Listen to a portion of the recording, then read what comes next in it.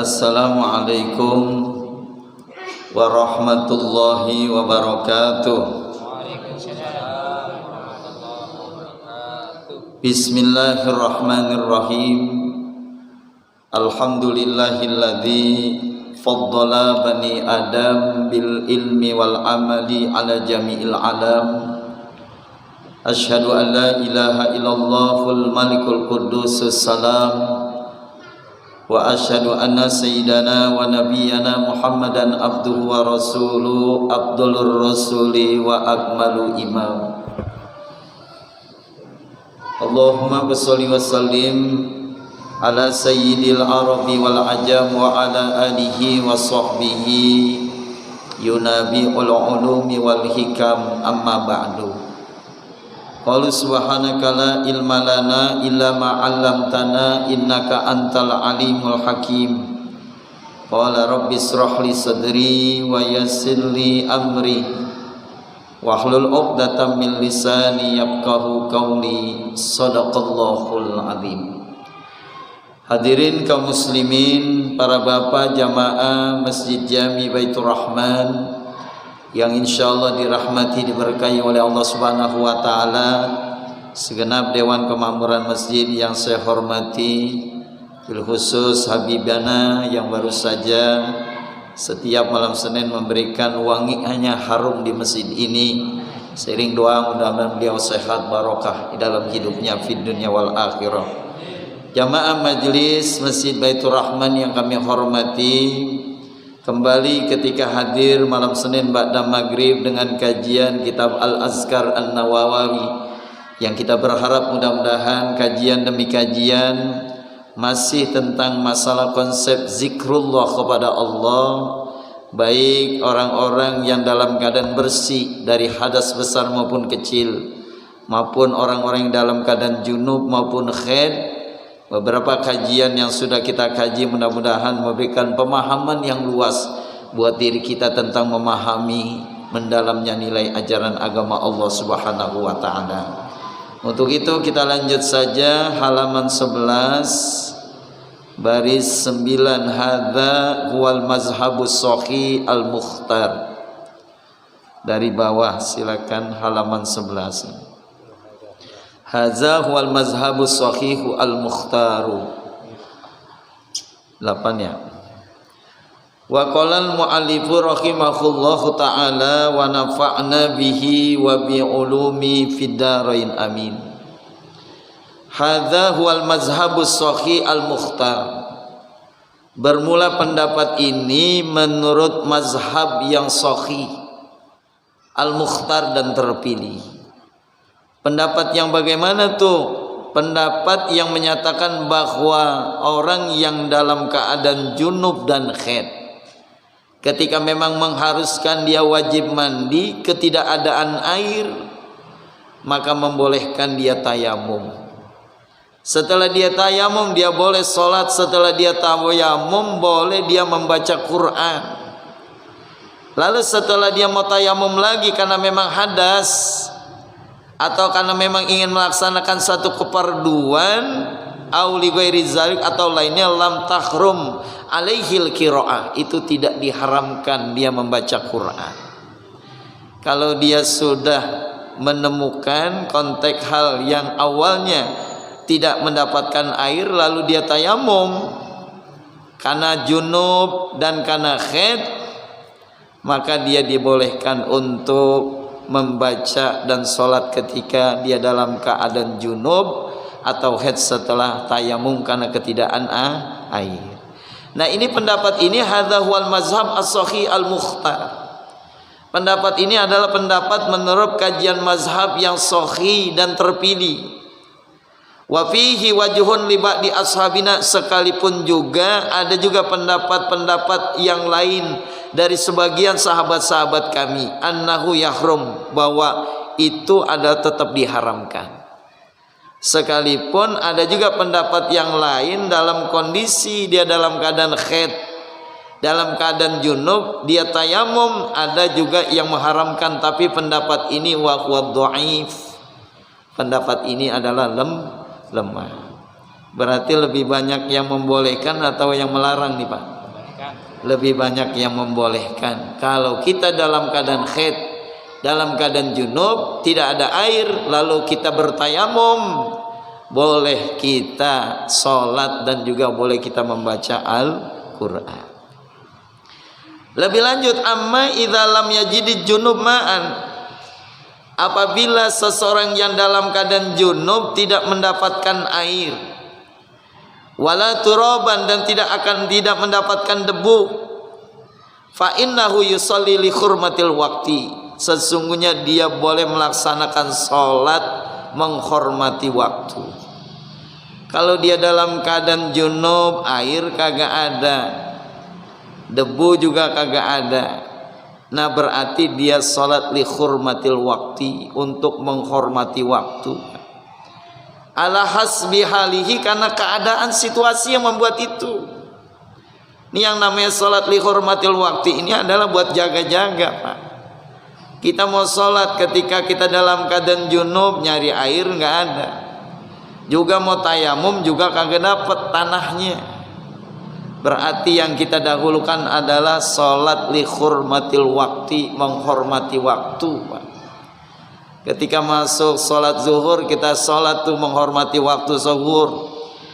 Ketika masuk asar, kita sholat waktu menghormati waktu asar. Kenapa? Karena memang keadaan yang membuat kita harus sholat li hurmatil waqti. Ya, ya. Kalau nanti memang kita ketemu air, diwajib dikodok. Kalau ketemu tanah, ya ini mau nyari air kagak ada, mau tayamum juga kagak ada, padahal kita dalam keadaan junub. Nah berarti kita hormat sholatul waqti, li ikhtaramil waqti. Bapak pernah begini Pak? Hah? Belum ya? Belum. Kenapa ada sholat begini nih? Karena jangan-jangan kita nggak sampai umur kita Pak.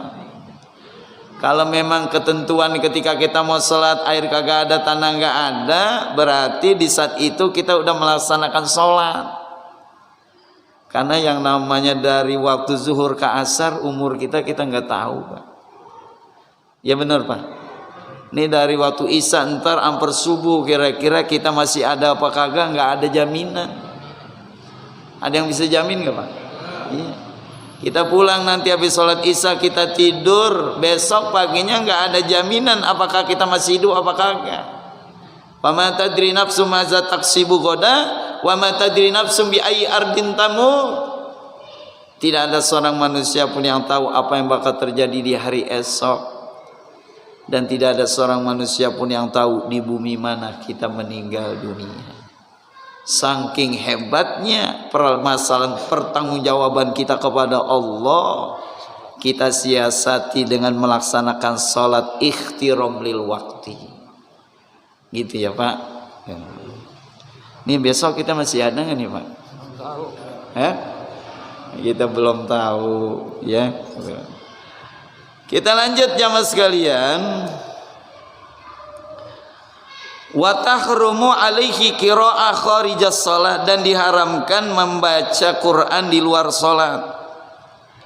Kalau memang dalam keadaan junub, nggak dapat air, nggak ada tanah, tapi tetap secara hukum diharamkan.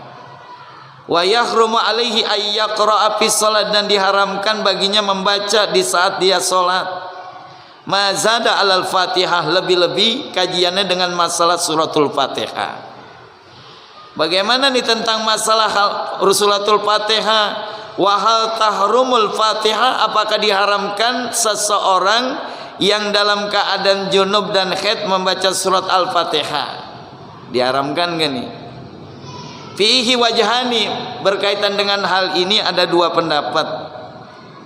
Asahhuma la tahrum bal tajib, menurut pendapat yang sah, menurut pendapat yang sahih, tidak diharamkan, bahkan hukumnya wajib. Sekalipun kita dalam keadaan junub atau haid membaca suratul Fatihah, hukumnya tetap wajib. Kenapa? Fa inna salata la tasihhu illa biha, Karena yang namanya sholat kalau nggak baca surat Al-Fatihah berarti sholatnya tidak sah. Makanya ini penting nih sholatul Fatihah, Pak. Orang akan dinilai Al-Fatihahnya. Ya Pak. Kita lagi dalam keadaan junub nih Pak. Ya. Dalam keadaan junub, dalam keadaan haid. Dengar orang meninggal dunia, mari kita baca suratul Fatihah, kan suka begitu tuh. Padahal dia dalam keadaan junub. Nah, pertanyaannya bolehkah membaca suratul Fatihah ketika itu? Berarti ada ulama yang membolehkan, bahkan tidak diharamkan. Kenapa? Karena memang baca suratul Fatihah itu merupakan doa, tuh Pak. Itu kan baca Al-Fatihah mendoakan kan ya? Mendoakan gitu. Wa kama jazatis shalah li darurah, sebagaimana dibolehkan salat karena darurat. Tajuzul qiraah, dan dibolehkan membacanya. Itu pendapat yang pertama, boleh membaca Al-Fatihah dalam keadaan junub dan haid. Wasani, pendapat yang kedua, tahrumu, tetap diharamkan.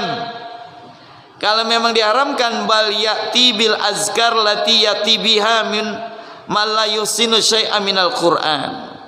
Kalau memang diharamkan membaca suratul Fatihah, berarti dia boleh diganti dengan zikir-zikir yang seumpama bacaan suratul Fatihah bagi orang yang tidak bagus bacaannya daripada Al-Quran. Kalau memang dia nggak bisa baca suratul Fatihah dalam keadaan junub dan haid, boleh diganti dengan zikir. Subhanallah walhamdulillah wala ilaha illallah wallahu akbar, boleh diganti dengan itu tuh. Ini pendapat yang kedua. Wa hadhihi furu'un ra'aitu isbatuha huna. Jadi cabang permasalahan ini aku tetapkan li ta'alluqu biha zukirtuhu, karena masih ada pembahasan yang berkaitan dengan hal zikir. Fazakartuha mukhtasiratun, dan aku akan menyebutkannya secara ringkas. Wa illa falaha tutimmatun wa adilatun mustawqatun fi kutubil fikhi. Jadi untuk memperdalamnya ada rujukan kitab fikih yang mendalam. Jadi untuk mendalami tentang masalah ini nih, karena berkaitan dengan masalah hukum ilmu fikih. Bagaimana sah tidak sahnya, kaitannya orang yang membaca suratul Fatihah ketika diganti dengan masalah zikir. Orang baru masuk Islam, dia belum bisa baca surat Al-Fatihah. Padahal baca Al-Fatihah hukumnya apa? Wajib. Tapi dia belum bisa tuh. Bagaimana tuh? Boleh diganti dengan zikir-zikir yang panjang. Zikir itu sama dengan bacaan suratul Fatihah. Boleh nggak tuh Pak? Boleh nggak? Boleh bagi orang yang baru masuk Islam. Tapi kalau jamaah Masjid Baitur Rahman bagaimana? Ini yang kita ngaji nih, diganti surat Fatihah dengan zikir, boleh nggak? Nggak boleh. Ya Pak. Kenapa? Kita Islamnya udah lama. Alhamdulillah dah. Kalau Al-Fatihah hafal. Wallahu a'lam. Kita lanjut halaman 12. Faslun yang bagi ayyakuna dzakiru ala akmali sifat. Ini satu pasal seyogianya lah bagi orang yang berzikir dalam keadaan yang paling sempurna. Diusahakan kalau seseorang mau berzikir kepada Allah, keadaannya dalam keadaan sempurna. Yang dimaksud sempurna di sini bagaimana? Fa in kana jalisan, kalau dia kondisinya zikirnya dalam keadaan duduk, fi maudhi'i istiqbalil qiblah, usahakan zikirnya dalam keadaan menghadap ke arah kiblat. Yang namanya orang zikir, keadaan yang paling sempurna kita usahakan ketika zikirnya dalam keadaan duduk, duduknya kita posisinya itu sempurna kalau kita menghadap ke arah kiblat. Wa jalasa mutazallilan mutakhassyian bisakinatin wa waqarin, dan duduknya dalam keadaan merendahkan diri, mutakhassyian dalam keadaan khusyuk, bisakinatin dalam keadaan tenang, wa waqarin dan dalam keadaan penuh harap kepada Allah. Duduknya kita ketika melaksanakan zikrullah kepada Allah dalam keadaan duduk, hadapkanlah wajah ke arah kiblat. Duduk dalam keadaan merendahkan diri, Pak. Ketika kita zikir, rendahkan diri kita serendah-rendahnya. Kenapa? Karena memang kita tidak ada daya apa-apa di hadapan Allah Subhanahu wa taala. Mutakhassyian, khusyuk, bisakinatin dengan jiwa yang tenang, wa waqarin anggun penuh harap, mutrikon ra'si dengan cara menundukkan kepala. Nih aturan zikir yang sempurna kalau kita posisinya lagi duduk. Bapak kalau zikir itu jam berapa, Pak? Hah? Subuh. Kalau kita usahain kan ada waktu-waktu yang buat kita zikrullah kepada Allah. Ya, barangkali tengah malam ketika kita tahajud gitu ya, Pak. Kita dalam keadaan duduk, wajah kita menghadap ke arah kiblat, rendahkan diri, khusyuk, tenang, dan menundukkan kepala. Tundukkan kepala. Walau dzakara ala ghairi hadzal ahwal, kalau memang zikirnya nggak bisa dengan cara seperti itu, jaza boleh dengan cara yang lain. Wala karahata fi haqqihi, tidak makruh kalau meninggalkannya. Misalnya kita dalam keadaan naik kendaraan, Pak. Ya. Kan zikir yang paling sempurna ketika dalam keadaan duduk ya seperti itu. Tapi kalau kita lagi nyetir mobil, lagi naik motor, boleh nggak zikir? Boleh. Ngadepnya bagaimana? Ya, terserah pada depan, ya terserah. Ya, Pak. Ini ke depan. Iya. Gitu ya. Emang mau ngadep kiblat, akhirnya motor kita balikin, Pak. Nah, ini nih. Jadi awalnya memang begitu. Berarti dalam konteks apapun, ketika kita diperintahkan berzikir, sekalipun memang tidak dalam keadaan duduk, boleh, Pak. Sekalipun gak menghadap ke arah kiblat, boleh. Yang penting mainnya itu adalah urusan hati. Gitu ya, Pak. Urusan hati, sekalipun kita gak menghadap ke arah kiblat, tapi hati kita mengarah kiblat. Hatinya tawadhu, rendah, merendahkan diri, khusyuk. Itu yang memang akan mendatangkan nilai manfaat dari zikrullah.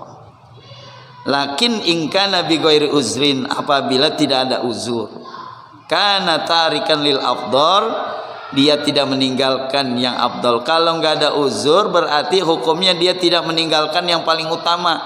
Emang yang paling utama tuh begitu tuh, zikir yang paling utama duduk, Pak. Berarti kan memang konsennya begitu hebat. Apa dalilnya? Wad dalilu ala adamil karaha qaulu ta'ala. Dalil yang membolehkan zikir tidak dalam keadaan duduk, dalam berbagai macam apa saja dibolehkan. Qaulullahi ta'ala, sebagaimana firman Allah Ta'ala, inna fi khalqis samawati wal ardh wa ikhtilafil laili wan nahar la ayatin li ulil albab alladzina yazkuruna Allah qiyaman wa qu'udan wa ala junubihim wa yatafakkaruna fi khalqis samawati wal ardh rabbana ma khalaqta hadza batila subhanaka fakina adzaban nar. Ini dalil yang menunjukkan bahwa orang posisi zikir ngelihat situasi dan kondisi. Inna fi khalqis samawati wal ardh, sesungguhnya di dalam penciptaan langit dan bumi, wa ikhtilafil laili wan nahar, dan perubahan malam menjadi siang, siang menjadi malam, la ayatil li ulil albab, menjadi tanda bagi orang-orang yang berfikir. penciptaan langit dan bumi, perubahan malam menjadi siang, siang menjadi malam, itu menjadi tanda bagi orang-orang yang berpikir. Ini malam atau siang nih Pak? Malam. Nanti dirubah oleh Allah menjadi siang, siang menjadi malam. Orang-orang berpikir tuh selalu memikirkan, oh perubahan ini berarti ada yang ngatur. Yang ngatur itu siapa? Allah. Alladzina yazkurunallah, mereka itulah yang berpikir, orang-orang yang ingat kepada Allah. Orang-orang yang berpikir itu adalah orang-orang yang selalu ingat kepada Allah, qiyaman, baik dalam keadaan berdiri, wa qu'udan, dalam keadaan duduk, wa ala junubihim, dalam keadaan berbaring, wa yatafakkaruna fi khalqis samawati wal ard. Mereka tetap memikirkan ciptaan Allah berkaitan dengan langit dan bumi. Berarti dalam keadaan diri dia bisa zikir, dalam keadaan duduk dia bisa zikir, dalam keadaan berbaring dia bisa zikir. Semuanya boleh saja, yang penting jangan kosong dari zikrullah kepada Allah Subhanahu wa ta'ala. Makanya kata Nabi, orang yang duduk di majelis ilmu, ketika dia tinggalkan majelis itu, dia nggak ingat sama sekali kepada Allah. Berarti majelis itu sama seperti bangkai keledai, Pak. Bapak kalau pulang dari sini ingat nggak sama Allah, Pak? Hah? Kalau habis ngaji kira-kira ingat nggak sama Allah tuh, Pak? Kalau ingat berarti majelisnya ada manfaat. Tapi ketika dia bangun dari majelis, dia pulang nggak sama sekali ingat kepada Allah, berarti sama aja majelis itu bagaikan bangkai keledai, Pak. Artinya nggak ada manfaatnya. Lanjut nih, wasabata fi sahihain, dan telah ditetapkan di dalam hadis Imam riwayat Bukhari dan Muslim, an Aisyah, bahwa saja Aisyah radhiyallahu anha telah menyatakan, qalat, kata Aisyah, kana Rasulullah, bahwasanya Rasulullah sallallahu alaihi wasallam, yattaqi'u fi hijri, dia bersandar di bawah pangkuanku, wa ana haid, padahal aku dalam keadaan haid, wa yaqra'ul Qur'an, dan dia membaca Al-Qur'an. Kata Aisyah, ketika aku dalam keadaan haid, Rasulullah itu tidur di pangkuan Aisyah. Bapak pernah nggak Pak tidur di pangkuan istri, Pak? Dia punya bini apa ke sini?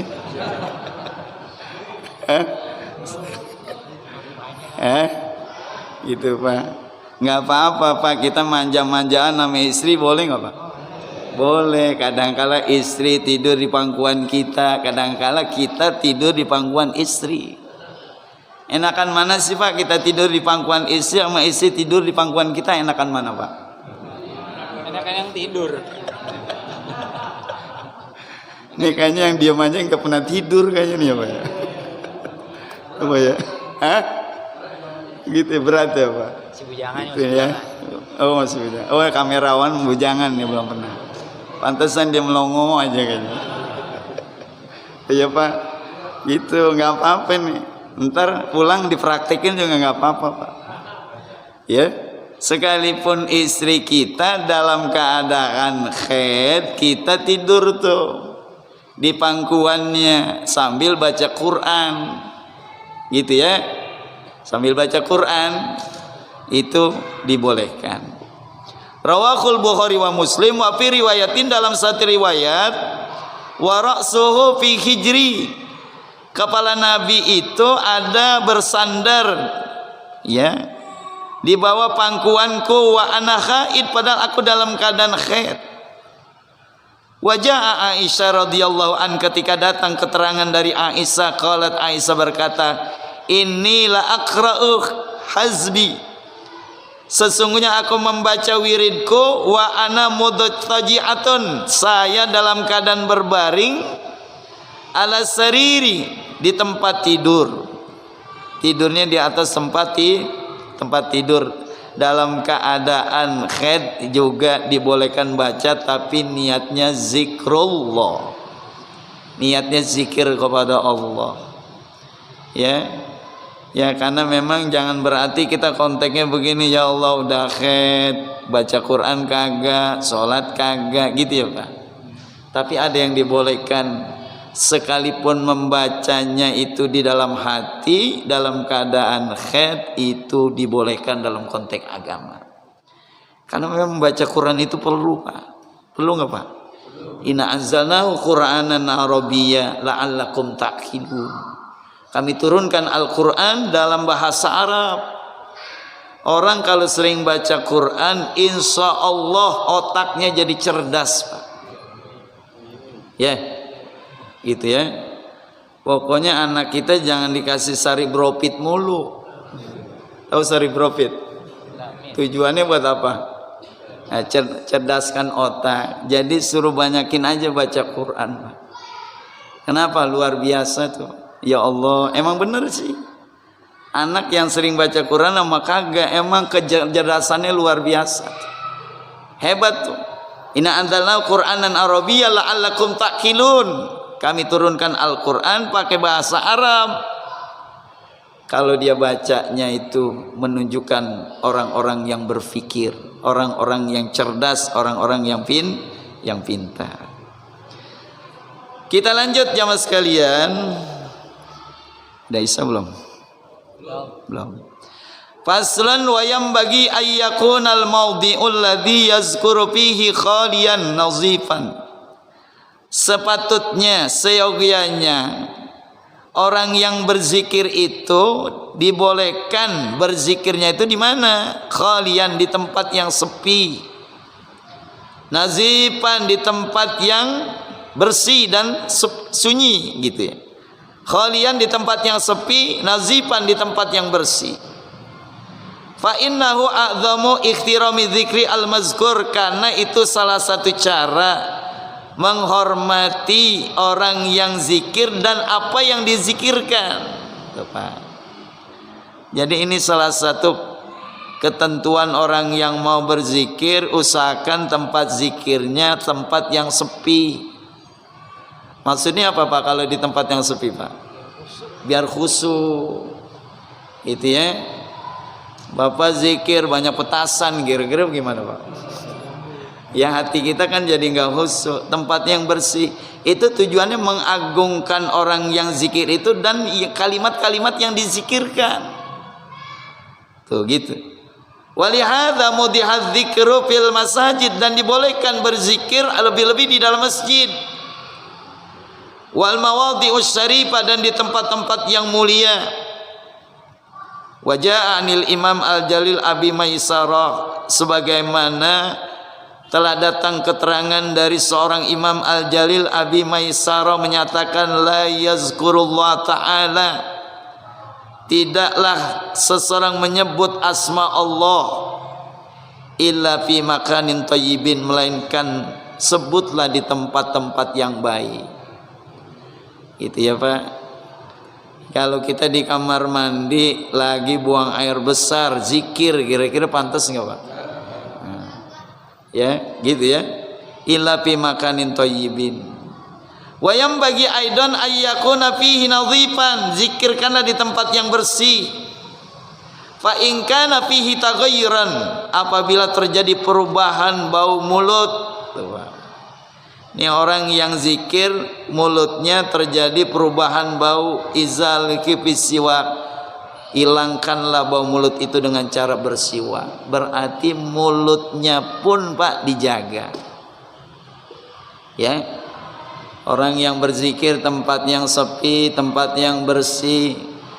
Ya, karena zikir ini hubungannya dengan mulut. Apabila mulut itu dalam keadaan perubahan bau mulut yang kurang enak, disuruh idza lahu bisiwak, rubahlah dengan cara bersiwak.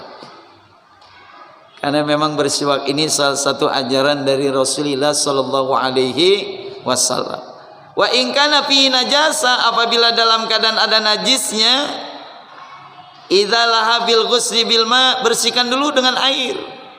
Kalau kita berzikir di tempat yang ada najisnya, di tempat yang kotor, di tempat yang tidak pantas kita untuk berzikrullah kepada Allah, disuruh bersihkan dengan air. Walau dzakar walam yaghsilha fahuwa makruhun. Kalau kita tetap berzikir juga di tempat yang kotor, itu adalah makruh hukumnya, dibenci, wala yahrum, tapi tidak diharamkan. Walau qara'al Quran, apabila kalian membaca Al-Quran, pamuhu najasun, mulutmu dalam keadaan najis, karuha, dibenci. Kita kalau lagi mau baca Quran, mulutnya bau pete. Tahu bau pete, Pak? Bau apa lagi, Pak? Bau jengkol.